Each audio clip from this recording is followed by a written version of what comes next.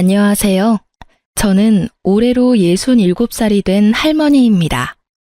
지금까지는 말만 할머니였는데 다음 달이면 예쁜 손녀가 태어나 정말로 할머니가 된답니다. 그날을 손꼽아 기다리고 있어요. 여기에 올라오는 기가 막힌 사연들 볼 때마다 참 사람 사는 세상에는 별일이 다 있다 싶었습니다. 그래도 그런 별난 사연들에 울고 웃다 보면 제가 겪은 모진 세월의 상처도 조금씩 아무는 것 같더군요. 여기 사연을 보내는 사람들은 다 젊고 똑똑한 사람들 같아서 내 이야기를 보낼 생각은 전혀 못했는데 얼마 전에 딸이 엄마 이야기도 한번 보내보라고 용기를 주었어요. 며칠 동안 책상에 앉아서 제 이야기를 썼다 지웠다 하는 동안 혼자 많이도 울었습니다. 지난 세월에 대한 회한도 들었지만 지금 제가 누리고 있는 이 시간이 너무 감사하고 행복한 마음이 더 컸어요. 치유의 눈물이었죠. 저는 지금 미국 뉴저지에 살고 있답니다. 여기서 살게 된 지는 이제 5년쯤 되었어요. 35년 동안의 결혼 생활을 마무리하고 그러니까 요즘 사람들 말로 황혼 이혼을 하고 딸이 공부하고 있는 미국으로 오게 되었어요. 늙음하게 말도 안 통하는 새로운 나라에 적응하는 것이 쉽지만은 않았지만 똑똑하고 착한 딸이 늘 곁에 있어주니 든든하고요. 이곳 타닝 커뮤니티가 잘 되어 있어서 좋은 분들이 많이 도와주시고 있어요. 시니어 스쿨에서 영어도 배우고 교회에서 함께 봉사도 하면서 살아가고 있답니다. 이 세상에서 자기 아들만 제일 소중한 까다로운 시어머니, 자기 엄마 말에는 꼼짝도 못하는 꼬장꼬장한 남편과 함께 살았던 35년은 매일매일 마음이 지옥 같았어요. 그런데 사람이 지옥에서 살다 보면 그곳이 지옥인 줄 모르는 법이거든요. 그냥 원래 사는 게 그런 것이려니 하고 꾸역꾸역 살아왔죠. 그러다가 용감하게 그 지옥문을 박차고 나오기까지는 정말 우여곡절이 많았답니다. 그 덕분에 지금은 너무나도 멋진 세상에서 홀가분하고 행복하게 살고 있죠. 70년 가까이 살아온 제 인생에서 가장 잘한 일을 꼽으라면 단연 우리 딸을 낳은 일이라고 할 거예요. 그리고 두 번째로 잘한 일을 대라고 하면 저는 주저없이 35년 만에 이혼한 것을 꼽습니다. 이혼한 것이 뭐가 자랑이라고 떠드느냐고 흉보실 분들도 있겠지만 저는 누가 뭐라 해도 이혼한 것이 너무나도 자랑스럽고 기뻐요. 제가 왜 그렇게 생각하는지 여러분 한번 들어봐 주시겠어요? 저의 먼 친척의 소개로 27살에 5살 많은 남편과 결혼했어요.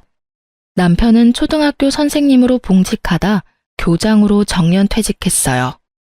남편은 정근을 다니면서 사택에서 혼자 지낼 때도 있었지만 저는 결혼하고 나서 시댁에 들어가 줄곧 시부모와 함께 살았어요.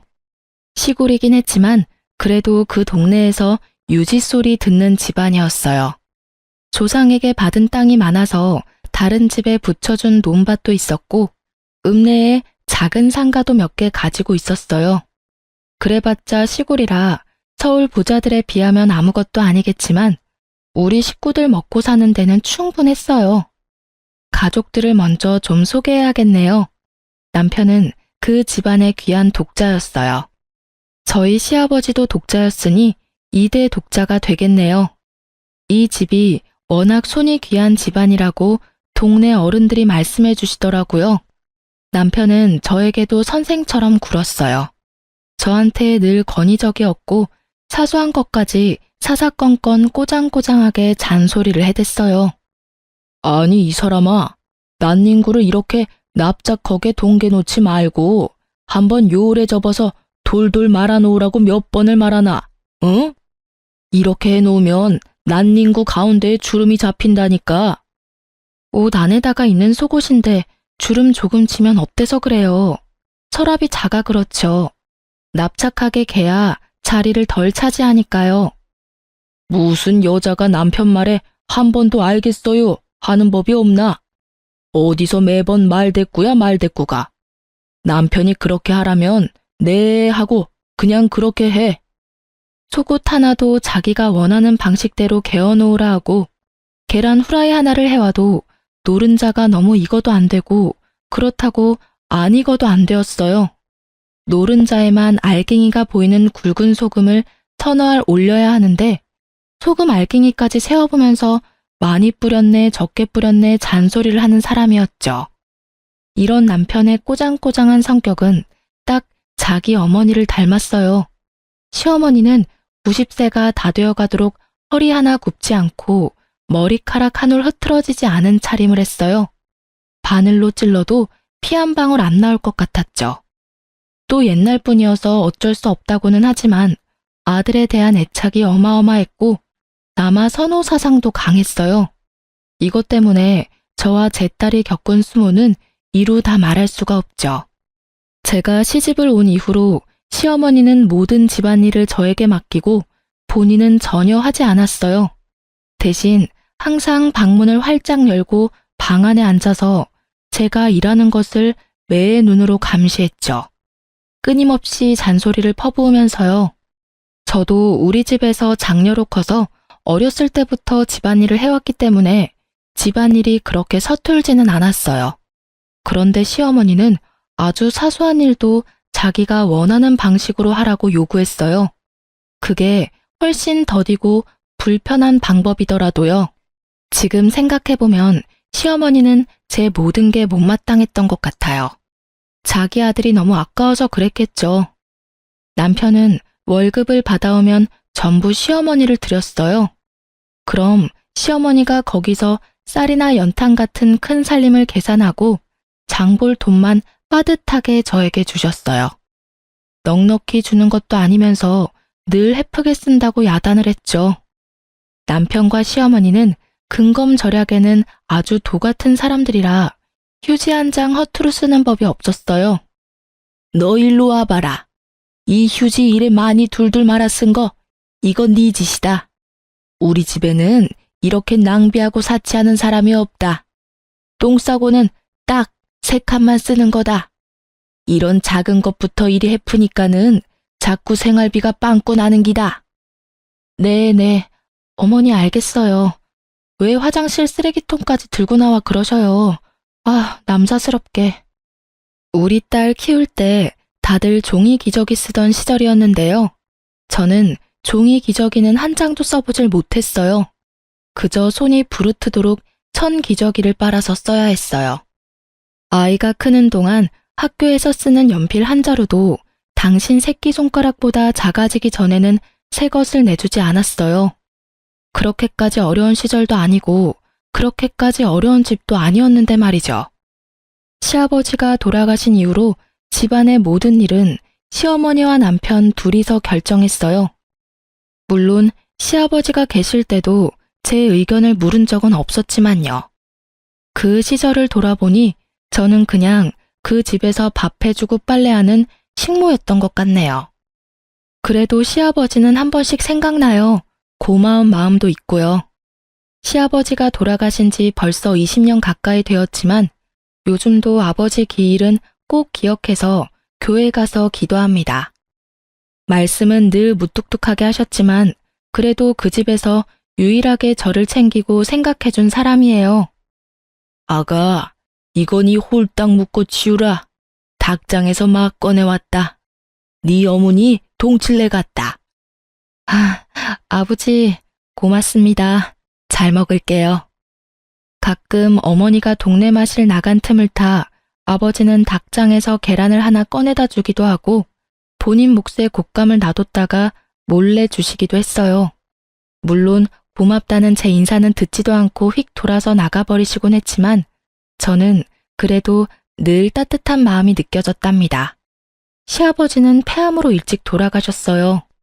담배는 많이 태우셨지만서도 감기 한 번 안 걸릴 정도로 건강하셨는데 어느 날 갑자기 친구분들과 약주를 드시다가 그 자리에서 쓰러지셨어요. 병원으로 옮겼더니 폐암 4기라더군요. 병원에서는 수술해도 좀 어려울 것 같다고 하면서 길어야 3개월을 이야기했어요. 아버지는 수술은 안 하고 싶다면서 대신 병원에서 너무 고통스럽지 않게 갈 수 있게만 도와달라 하셨어요. 그렇게 아버지는 병원에 입원하게 되었는데 시어머니는 자기는 환자 수발 못한다며 병원에 오질 않았어요. 제가 병원에서 먹고 자고 하면서 시아버지 마지막 수발을 들었죠. 아버지는 그래도 거의 6개월을 버티다 돌아가셨어요. 아버지가 돌아가시기 며칠 전에 저를 힘겹게 부르셨어요. 저에게 통장과 도장을 하나 주시더라고요. 예금 통장이었는데 그 날짜로 3천만 원이 좀 넘는 돈이 되어 있더라고요. 지금도 적은 돈은 아니지만 그때는 더 큰 돈으로 느껴졌죠. 아가, 이거 찾아서 네가 넣어둬라. 이거 만기 날까지는 어떻게든 내 살아있고 싶었다. 아니 아버지, 이게 뭐예요? 네가 이 고약한 집에 와서 고생이 많았다. 이거는 네 남편한테도 시어매한테도 말하지 말고 지원이한테도 쓰지 말고 잘 놔둬.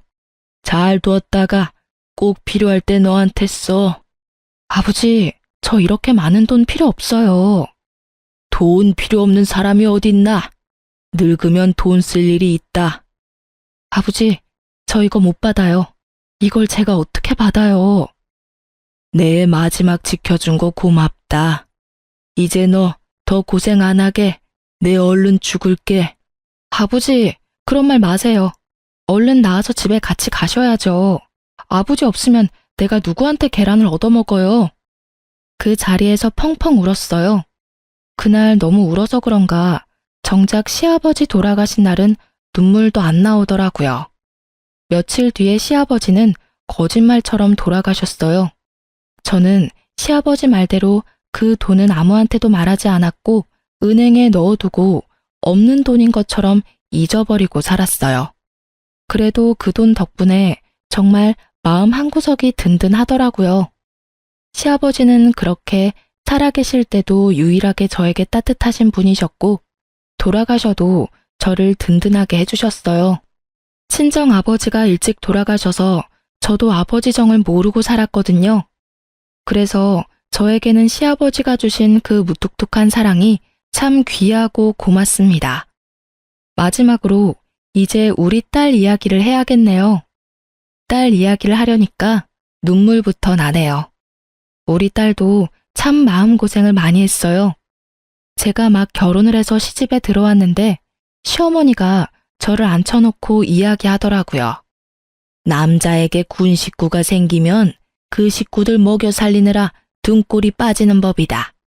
애 주렁주렁 낳아서 우리 귀한 아들 고생시키지 말고 딱 아들 하나만 낳아. 더 낳을 생각일랑 하지 말고. 아들을 낳으면 좋겠지만 만약에 딸이 나오면 어떡해요, 어머니? 저는 정말 궁금해서 물어봤어요. 어떻게 아들만 골라 낳을 수가 있나 싶어서요. 그게 제 마음대로 되는 게 아니잖아요. 부정타게 재수없는 소리. 그냥 잔말 말고 아들 하나만 낳아서 키우라니까. 시어머니는 소리를 버럭 질렀어요. 아들을 골라 낳을 수 있는 것도 아니고 어떻게 딸을 낳는 것이 재수가 없는 일인가 싶었지만 시어머니가 버럭대는 통에 그 자리에서는 아무 말도 못했죠. 안타깝게도 임신이 바로 되지는 않았어요. 유산도 2번 했고요. 그때마다 시어머니는 몸을 함부로 했느니 어쨌느니 별 이상한 소리를 하면서 저를 비난했어요. 나중에 동네 어른들이 이 집은 워낙 손이 귀하다면서 시가 안 좋다는 소리를 슬쩍 전해주더라고요. 그래도 그때는 모든 게 제 탓인 것만 같았어요. 늘 주눅이 들어있었죠. 그러다가 결혼 4년 만에 어렵게 생긴 아이가 우리 딸이에요. 제가 그때 31살이었는데 그때는 그 나이가 엄청 노산이었죠. 그게 어떻게 하는 건지는 잘 모르겠지만 어쨌든 아들 하나만 낳아 잘 키우라고 했는데 어렵게 임신해서 겨우 딸을 낳았으니 시어머니가 저희를 곱게 볼 리가 없었죠. 아직 꽃샘추위가 남아있는 때였는데 산모방에 연탄 들어가는 것도 아깝다고 타박했어요. 그나마 그 연탄불도 몸을 푼 제가 나와서 직접 갈아야 했어요. 우리 아기는 시어머니가 한 번도 안아준 적이 없었어요. 딸은 어차피 남의 집 줄 거라면서 정줄 필요가 없다면서요. 아기를 낳고 3, 7일도 지나지 않은 어느 날 시어머니가 남편한테 이야기하더라고요. 저 물건은 임신도 잘 안 되고 아무래도 아들은 못 낳는 물건 같으니 어디 다른 여자한테 가서 아들 하나만 낳아서 데리고 와라. 아니 어머니, 그게 무슨 말씀이셔요? 학교 선생이 그런 짓을 하고 어떻게 아이들을 가르쳐요? 학교 선생이지만 남자고 이 집안의 독자인데 그게 뭐 흉이 된다니? 대를 잇는 것보다 더 중한 게 어디 있다고. 세상 사람들이 그거 하나 이해 못할까? 네, 알았어요. 제가 알아서 할게요, 어머니. 이제 그런 소리는 하지 마세요. 일부러 저 들으라고 그랬는지는 모르겠지만 조심스럽게 하는 이야기는 아니었어요. 큰 소리로 이야기해서 방에 있던 제가 다 들었죠. 아무것도 모르는 아기가 들을까 싶어 신생아의 귀를 막고 철음이 북받쳐 올라 한참을 꺽꺽대고 울었던 기억이 나네요. 그래도 저한테 그러는 것까지는 제가 참으면 되는 일이었는데 우리 딸까지 구박할 때는 정말 화가 나더라고요. 참다 어머니에게 아이도 듣는데 그러지 마시라고 소리를 친 적도 있었어요. 그러고 나서는 며칠 동안 손이 발이 되도록 빌어야 했지만요.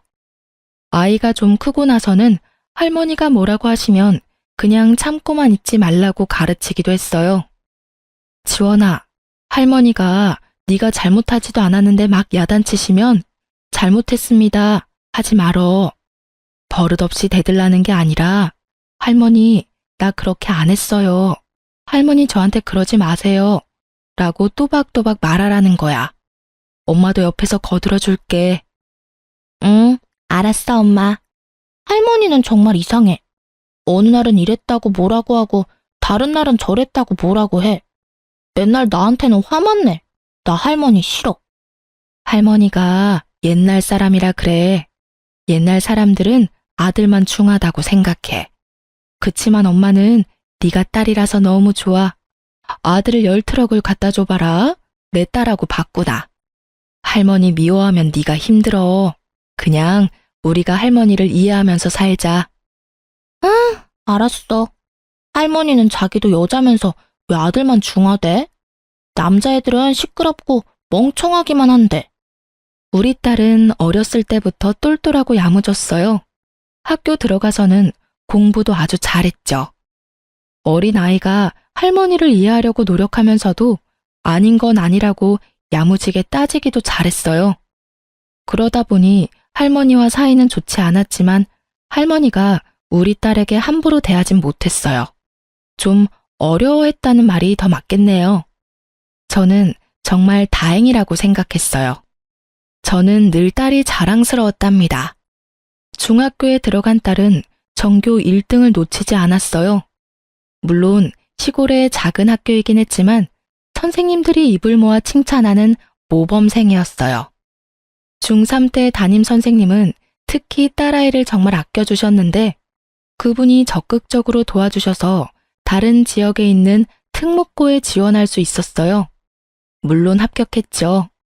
기숙사가 있는 학교라서 딸과 떨어져 지내야 하는 건 아쉬웠지만 오히려 집을 떠나 있으면 딸이 할머니에게 스트레스 받지 않고 공부만 할 수 있을 것 같아서 너무 기쁘더군요. 그런데 기숙사 학교다 보니 학비가 일반 고등학교보다는 좀 더 내야 했어요. 서울에 있는 아이들은 학원비만 해도 한 달에 100만 원씩 들기도 한다는데 그런 거 생각하면 지나치게 비싼 것도 아니었어요. 또 집에서 그 정도를 부담하지 못할 형편도 아니었고요. 그런데 언제나처럼 문제는 시어머니였어요. 아니, 우리 아이가 아들이 아닌 것이 문제였죠. 그깟 개집에 공부하는데 대학도 아니고 고등학교 다니면서 무슨 월사금을 그렇게나 많이 내느냐 말이다. 요즘에는 대학을 나와야 시집도 잘 가는 법이니 내가 대학은 얼마가 들어도 보내준다 이 말이다. 그런데 고등학교를 무신 한 달에 100만 원 돈을 내면서 다닌단 말이고 아들도 아니고 딸내미 공부시킨다고 이렇게 돈을 들이란 말이냐? 이게 3년이면 도대체 돈이 얼마고? 어머니, 그 학교가 아무나 가는 학교가 아니에요. 지원이가 똑똑해서 간 거예요. 그러니까 왜 남들은 멀쩡히 그냥 가는 학교를 계집애가 뭐 할 일 있다고 그 유난을 떨어야 한단 말이고. 요즘은 여자아이들도 공부를 많이 해요. 여자도 장관도 하고 회장도 하는 세상이잖아요. 여자는 시집 잘 가서 애 낳고 키우는 게 가장 좋은 팔자다. 여자가 밖으로 돌면 팔자가 드세지는 맵이다. 시집 가서 남편 잘 섬기고 떡두꺼비 같은 아들 낳아 잘 키우는 게 여자에게 최고의 입신양명이다. 계집애가 그 돈 들여 공부를 해서 뭐 한단 말이고. 자고로 여자가 너무 먹물을 많이 먹으면 그 집안이 시끄러운 뱀이다. 남편은 자기도 선생님이고 그 학교가 좋다는 것을 잘 알고 있으면서도 이번에도 자기 엄마 말에는 꼼짝도 못했어요. 제 의견이요? 당연히 저에게는 묻지도 않았죠. 제가 아이를 그 학교에 보내고 싶다고 아무리 이야기해도 남편도 시어머니도 들은 척도 안 했어요. 제가 어머니에게 무릎 꿇고 사정도 해보았지만 눈 하나 깜짝하지 않더라고요. 아버님이 주신 돈으로 제가 보낼까 고민도 해봤지만 그렇게 하면 집안에 분란이 일어날 게 불보듯 뻔하더라고요. 그 돈이 어디서 났느냐서부터 따지기 시작해서 제가 집안 돈을 빼돌렸다고 몰아갈 것 같기도 하고요. 그런 분란이 무서워서 아이에게 그 학교를 못 간다는 말을 하는 심정은 말로 할 수가 없어요. 제가 너무 못나서 차라리 죽고 싶었으니까요. 아이를 붙들고 미안하다고 하면서 엉엉 울었어요. 아이는 오히려 덤덤하게 저를 위로하더라고요. 엄마, 나 정말 괜찮아. 걱정하지 마. 내가 가만히 생각해보니까 오히려 여기서 학교 다니는 게 내신 성적에 더 유리할 것 같아. 고등학교가 중요한 게 아니라 대학 가는 게 더 중요한 거잖아. 나 그냥 여기서 학교 다닐래. 지원아, 너는 이 집을 꼭 떠나야 해. 이 집에서 벗어나야 네가 마음껏 날개를 펼치고 살 수 있어. 그래, 고등학교는 어쩔 수 없게 되었지만 대학은 꼭 서울에 있는 좋은 대학을 가자. 너 하고 싶은 공부 있으면 멀리 유학도 가. 엄마가 어떻게든 너 하고 싶은 것 하면서 살 수 있게 도와줄게. 응, 엄마, 나 자신 있어. 서울대도 가고 유학도 갈 거야. 나중에 엄마랑 나랑 우리 둘이만 같이 살자. 내가 성공해서 엄마도 여기서 벗어나게 해줄게. 저는 그 일을 계기로 돈을 벌어야겠다고 마음먹었어요. 제가 경제적 능력이 없으면 결국 제 딸을 지켜줄 수가 없겠더라고요. 저는 배운 것도 부족하고 돈을 벌어본 일도 없으니 제가 할 수 있는 일은 한정되어 있었어요. 또 동네에서 일을 하면 시어머니와 남편의 귀에 들어갈 테고 그러면 또 여자가 어쩌고 하면서 절대 못하게 할 테니 버스를 몇 번씩 타고 다른 동네에 있는 인력사무소를 찾아갔어요. 집을 많이 비울 수도 없고 시어머니 눈치가 보여서 고정적으로 오래 하는 일은 못했지만 거기서 소개해주는 일은 어떻게든 기회와 핑계를 만들어서 했어요. 서너 시간 남의 집 청소도 하고 아이들 학원차 태워주는 일도 하고 바쁜 식당에서 설거지도 했어요. 시 경계를 넘어 사는 친정 동생이 아프다고 조카를 돌보러 간다는 핑계도 대고 아이 학교에서 무슨 일이 있다고도 하고 매번 그럴듯한 말을 지어내느라 진땀을 냈죠. 그맘때쯤 어머니는 동네 경로당에서 하루 종일 시간을 보낼 때가 많아서 어머니 없는 틈에 부지런히 일을 다녔어요. 일을 하고 오면 여기저기 안 아픈 데가 없었지만 우리 딸 위해서 돈을 모으는 재미에 힘든 줄도 모르고 열심히 살았어요.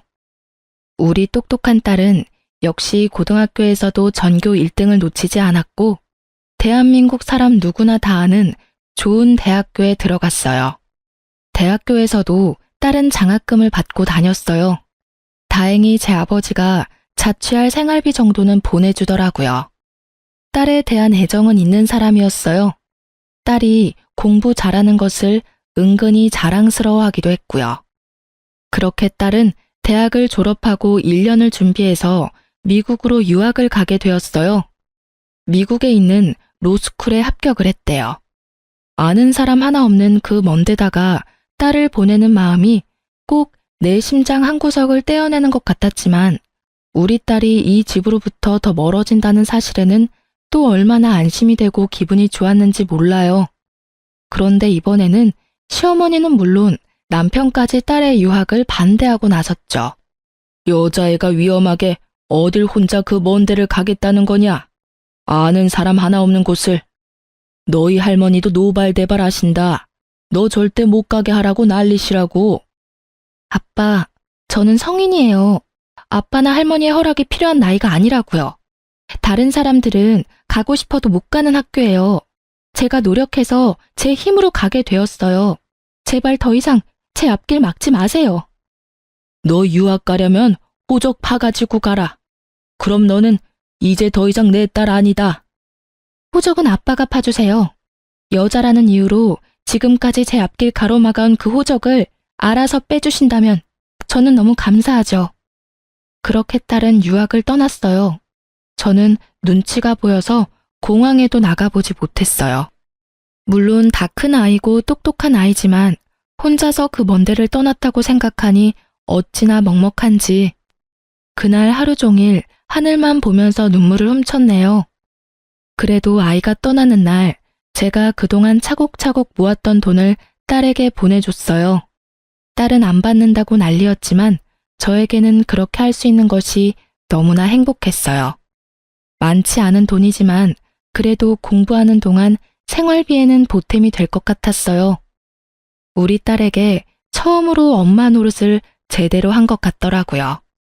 미국에 간 딸은 제 아빠와는 정말 연락을 하지 않았지만 저와는 매일 인터넷 통화도 자주 했어요. 그러던 어느 날 목욕탕에서 세신을 해주신 아주머니가 저에게 오른쪽 가슴에 뭐가 만져진다고 병원 한번 가보라는 거예요. 자기 언니가 그랬다면서요. 그러고 보니 제가 만져봐도 덩어리 같은 것이 잡히더라고요. 아무리 만져봐도 느낌이 좀 이상했어요. 딸과 이야기를 나누다가 이 이야기를 했더니 마침 딸이 얼마 후에 방학이라 한국에 오겠다면서 이참에 건강검진을 같이 해보자고 예약을 해주었어요. 유방암 3기였어요. 암의 크기가 크다고 당장 수술을 받으라 하더라고요. 이럴 경우 5년 이상의 생존율이 40%밖에 안 된다면서요. 당장 수술 날짜를 잡고 일단 집으로 내려와서 남편과 시어머니에게 이 사실을 알렸어요. 남편은 좀 놀란 얼굴로 말이 없었는데 시어머니는 대뜸 수술하지 말라는 소리부터 하더라고요. 유방암이면 유방을 잘라내는 거 아니냐? 아이고, 이제 하다하다 내 아들이 한쪽 유방이 없는 여자랑 살라는 소리냐? 그 쓸데없이 수술할 거 없다.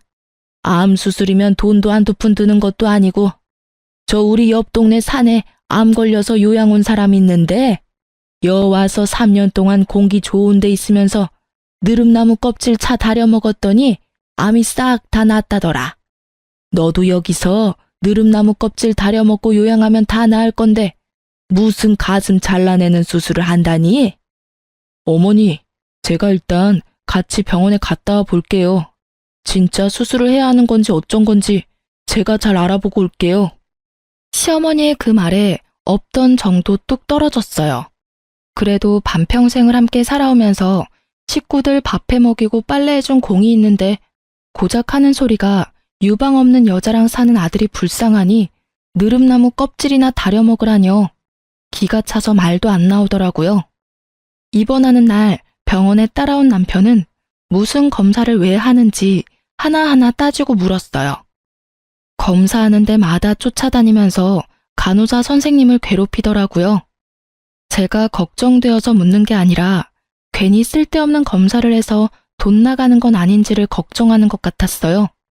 자기 마음대로 병실도 제일 싼 거로 한다고 하고 입원도 하루라도 적게 하게 하려고 억지를 부리기도 하고 수술 후에 수술 부위 고통을 줄여주는 진통제를 돈을 내고 선택할 수 있다고 하니 제가 원래 참는데 도살하면서 하지 말라 하더라고요. 저한테는 묻지도 않고요. 화가 치밀어 올랐어요. 아무리 천하제일의 짠돌이라지만 평생 자기 집에서 밥하고 빨래하고 자기 수발, 시어머니 수발에 시아버지 병수발까지 다 든 내가 아프다는데 쫓아다니면서 계산기를 두드리고 있는 모습이 정말 꼴보기 싫었어요. 할 수만 있다면 종이짝처럼 구겨서 박박 찢어버리고 싶더라고요. 나 돈 있어요. 뭐라고? 내 수술할 돈 있으니 쫓아다니면서 이렇게 계산기 두드리지 않아도 된다고요. 아니, 당신이 돈이 어디서 나? 그리고 그걸 왜 이제 이야기하는 거야? 괜히 머리만 아팠네. 뭐, 돈이 어디서 났는데? 아니, 그보다 얼마나 있는데? 집으로 가세요. 그리고 이제 병원에 오지 마세요. 내 수술도 내가 알아서 하고 죽어도 혼자 죽을랍니다. 그깟 유방암으로 요즘 안 죽어. 당신 죽으면 우리 어머니는 누가 돌봐? 절대 죽으면 안 되지. 그나저나 돈이 얼마나 있는데? 내가 죽으면 자기 어머니를 돌볼 사람이 없다는 말에 저도 우리 시아버지처럼 수술 받지 말고 그냥 죽어버릴까도 잠깐 생각했어요. 더는 그 집에서 살고 싶지가 않더라고요. 내가 이 집에서 떠나려면 죽는 방법밖에 없다고 생각했어요. 그런데 그 말을 듣고 있던 딸이 미친 사람처럼 제 아빠에게 화를 내더라고요.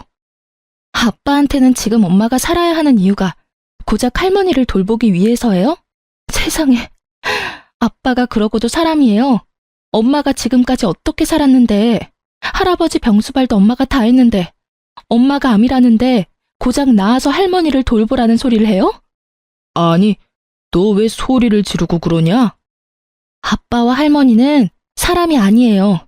양심도 없고 염치도 없어요. 사람의 탈을 쓴 악마라고요. 엄마 말대로 그냥 집에 가세요. 가서 병원에 다시는 얼씬대지 마세요. 엄마는 내가 돌봐요. 아빠 얼굴 보면 엄마가 더 아플 것 같아요. 병원에 그림자라도 나타나면 나 가만히 있지 않을 거예요. 다신 오지 마시라고요. 아셨어요? 딸이 그렇게 화를 내는 모습을 보니 정신이 번쩍 들었어요. 그리고 내가 살아야겠다 생각했어요. 수술을 잘 받고 살아나서 이 사람하고 이혼해야겠다고, 이 지긋지긋한 곳을 떠나야겠다고요. 다 큰 딸이 입 바른 소리를 하니 남편은 별 대꾸도 못하고 멍하니 서 있다가 쓴 입맛을 다시면서 돌아갔어요. 딸에게 수술하고 건강해져서 남편과 이혼하겠다고 이야기했어요. 딸은 저를 꼭 끌어안고는 자기가 도와주겠다고 하더라고요.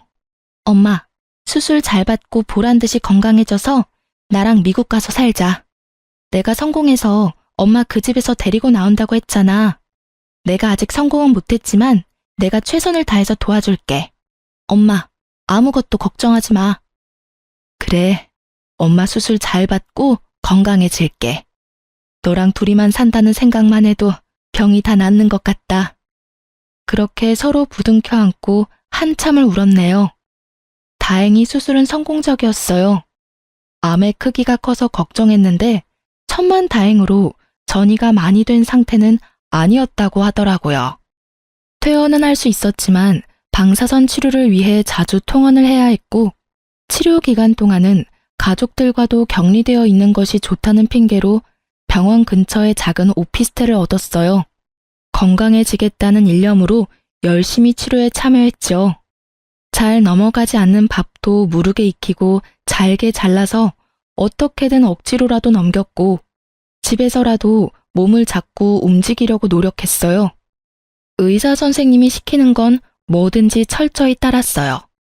딸이 인터넷으로 좋다는 것들을 찾아서 정리해주면 그것도 열심히 찾아서 먹고 그대로 실천했어요. 저는 꼭 건강을 회복하고 살아야 했으니까요. 드디어 병원에서 예후가 좋을 것 같다는 이야기를 들었어요. 5년 동안 재발이 되지 않아야 완치가 되는 거지만 제 몸속에 이제 암세포는 남아있지 않다더라고요. 그때부터 본격적으로 이혼을 준비했습니다. 딸은 저를 돕겠다고 학교를 휴학하고 한국에 들어왔어요. 지원아, 미안하다. 엄마 때문에 하던 공부도 중단하고. 엄마가 너한테는 늘 짐이 되는구나. 엄마, 무슨 소리야. 내가 왜 거기까지 가서 법을 공부하는데? 딸이라고 자꾸 주저앉히는 집이라서 어쩔 수 없이 다른 나라까지 갔지만 결국 엄마 도와주고 싶어서 법을 선택한 거야. 엄마가 이혼하는 게 내 꿈이었다고. 학교는 잠시 쉬는 거야. 나 다시 공부할 때는 엄마가 옆에 있어줄 거잖아. 그치? 그래, 엄마가 옆에 있어줄게. 맨날 맛있는 밥 해주면서 네 옆에 있을게. 와, 말만 들어도 살찌는 것 같아. 너무 많이 찌면 큰일인데? 우리가 둘이서만 사는 미래를 그려보는 일이 너무나도 행복했어요. 이혼은 딸과 함께 준비했어요. 딸과 함께 여러 군데 변호사 사무소를 다니면서 상담을 받았고, 그 중에서 가장 우리를 잘 이해하고 편안하게 해주는 믿음직한 변호사를 선임했어요. 일단 변호사를 선임하고 나니 착착 진행이 되더라고요. 집에 사람이 없을 만한 시간에 가서 제 짐을 정리했어요. 35년을 살았지만 제 짐이랄 것이 별로 없더라고요. 딸이 사준 고운 옷 몇 벌과 딸 어렸을 때 사진들과 기록들, 통장과 도장 같은 것들 몇 가지를 제외하고는 다 미련이 없었어요. 그렇게 단출한 짐을 챙겨서 나오는데 동네 경로당에 있을 거라 생각했던 시어머니와 길에서 딱 마주쳤어요. 저는 갑자기 심장이 내려앉는 줄 알았죠. 그런데 어머니가 좀 이상하더라고요. 왜 날 그렇게 쳐다보시오? 이 동네 사람인가? 아, 네. 아니, 그러니까.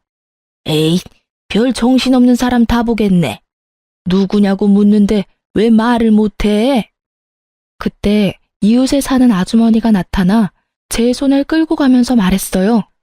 아이고, 우리 집에 온 손님이네. 어르신, 어디 가시는 길이에요? 경로당에 있지 왜 돌아다니셔?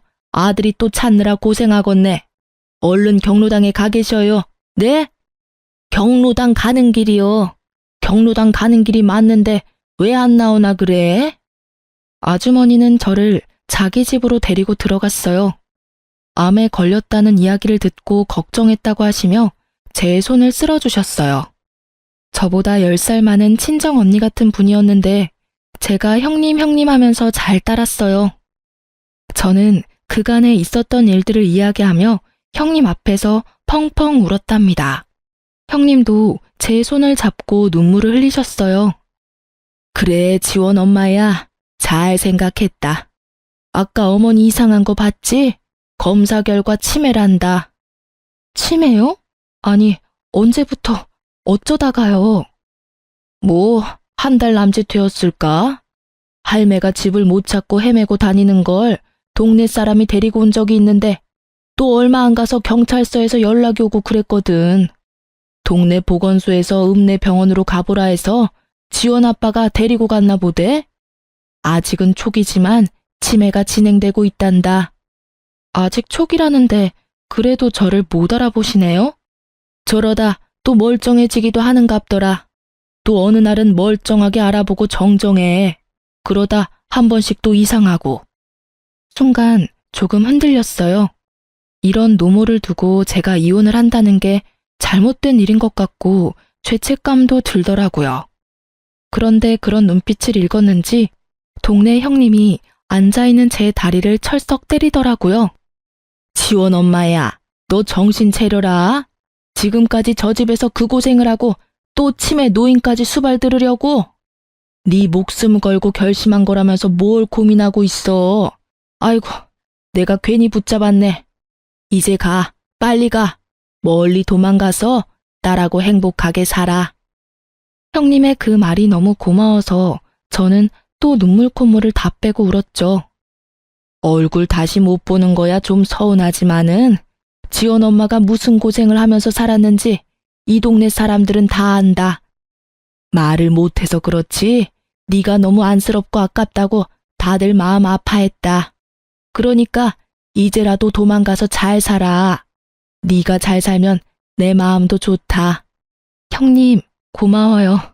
제가 연락할게요. 그동안도 너무너무 고마웠어요. 저는 그 길로 집을 나와서 변호사를 대리인으로 세우고 이혼을 진행했어요. 제 연락처도 바꾸고 서류에는 변호사 연락처만 알려주었죠. 딸도 마찬가지로 연락처를 바꾸었고요. 변호사를 통해 남편이 변호사 사무실로 찾아와서 저를 내놓으라고 난리를 쳐서 경찰이 왔었다는 이야기를 전해 들었어요. 이혼 과정은 말처럼 쉽지만은 않았어요. 시어머니와 남편에게 부당한 대우를 받았던 그 모진 시간들을 다시 떠올리고 서류로 만드는 작업을 하다 보니 매일 눈물이 나고 화가 나기도 하고 우울증에 걸릴 것만 같았죠. 제가 일하면서 모았던 예적금 내용도 증거로 제출하고 시아버지 병수발 드는 동안 무료한 시간을 보내느라 써두었던 병상일지도 아주 귀한 자료가 되었어요. 딸도 할머니와 아빠의 부당한 대우를 구체적으로 증언하고 딸이 어린 시절 썼던 일기장도 증거로 제출했어요.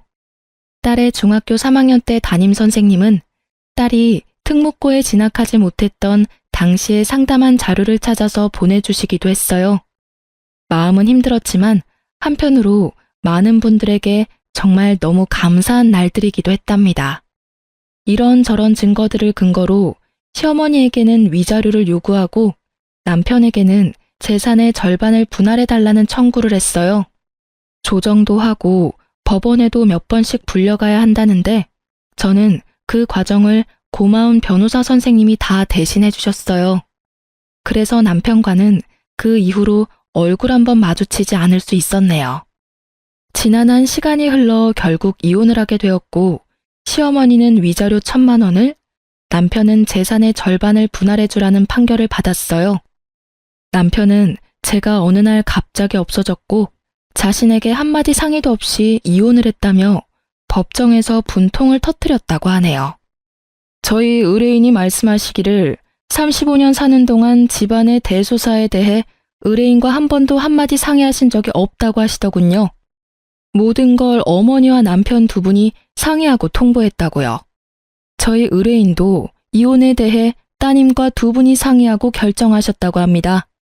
그렇게 이혼이 마무리되고 나서 저는 딸을 따라 미국으로 이주했어요. 딸은 학교로 다시 돌아가서 열심히 공부했고 그 어렵다는 변호사 시험에도 합격했어요. 그리고 여기서 태어난 미국계 한국인을 만나 결혼도 하게 되었답니다. 화목한 가정에서 자란 반듯한 사위는 너무 다정한 사람이에요. 서로를 아끼고 사랑하는 둘의 예쁜 모습을 보고 있으면 저는 너무 행복해서 머리가 멍해지기도 해요. 우리 딸은 저와 같은 삶을 살지 않는 것이 너무나도 다행스럽고 자랑스러워요. 저는 여기서 참 좋은 분들을 만났어요. 황혼 이혼을 하고 딸과 함께 왔다는 이야기에 모두가 쿨! 이러면서 엄지손가락을 들어줘요. 낯선 땅에서 영어도 못하는 제가 어떻게 살 수 있을까 했는데 여기 와보니 세상은 정말 너무너무 넓고 다양한 삶이 있는 곳이라는 생각이 드네요. 그 사이 5년을 잘 유지해서 유방암 완치 판정을 받았어요. 암도 이겨내고 황혼 이혼에도 성공한 제가 못할 게 뭐가 있나 싶네요. 다음 달이면 우리 딸이 저에게 예쁜 손녀를 안겨준답니다. 손녀에게도 쿨한 할머니가 되려면 영어를 잘해야겠다 싶어서 한참 전부터 시니어 스쿨에 나가고 있어요. 학생 때도 못한 공부를 늙어서 하려니까 눈도 아프고 머리도 아프지만 이렇게 공부할 수 있는 것도 정말 꿈만 같은 일이에요. 제가 그냥 그 집에서 살았다면 정말 꿈도 꾸지 못할 일이었을 테니까요. 엄마 아빠 일하는 동안 제가 손녀를 돌보아 줄 수 있는 것도 너무너무 행복해요. 여기서는 딸이라고 공부 못하게 할 사람도 없으니 우리 손녀도 자기가 원하는 것들 다 하면서 멋지게 살아갈 수 있게 저도 최선을 다해 도울 거예요. 이른을 바라보는 이 나이에도 행복을 찾을 수 있더라고요. 약간의 용기만 있으면 얼마든지 새로운 삶을 살아갈 수 있습니다. 혹시 지금 어렵고 힘든 시간을 살고 있는 분들이 있다면 제 이야기가 그분들에게 조금이라도 힘이 되었으면 좋겠어요. 못 배우고 나이 많은 저도 도전하고 싸워서 행복을 찾았으니까요. 여러분도 할 수 있습니다. 행복해질 수 있어요. 비천한 이야기 이제 마치려고 합니다. 잘 들어주셔서 감사해요. 행복하세요.